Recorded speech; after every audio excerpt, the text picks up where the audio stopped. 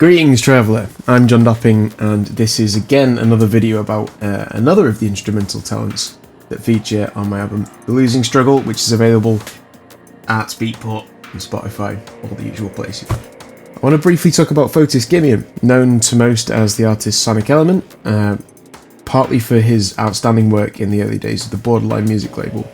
I was first introduced actually to Fotis when I joined Borderline in 2014. It's a label that's very consistent in quality and musicality, and Fotis was no exception, but he really stood out in a really interesting way. And you can hear like a distinctive signature sound that he has in, for example, his track Spirit of Time, which was one of my favourites at the time. We had a couple of back and forths sort of at that time, but never really quite connected. So when Borderline came back this year and we sort of created a little collective group out of all of us, I was delighted to find that Fotis is not only incredibly musically talented, but also very, very engaging, interesting, generous person.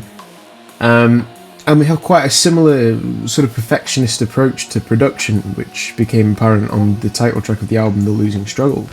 It's a very left field track and sort of cinematic and metal inspired. He immediately suggested making a few revisions, so, I just sent some stems over to him and he sort of added what he considered to be small touches to it, but I insisted on making him a named collaborator because what he really brought to it was a kind of additional magic that really makes that track pop. I'd love to be able to use this as some sort of platform to promote something for Fotis, but he sort of just doesn't really need it. He's a fantastic producer, fantastic musician, extremely knowledgeable, a delight to work with, and you can find his whole back catalogue of music on Borderline Music, including tracks new and old. And indeed, quite recently he did a fantastic Breaks EP for my own label, Research and Development. And there's very little more to be said. I was delighted to get a chance to get to know Fotis better and work with him, and I look forward to many more collaborations in the future. Peace.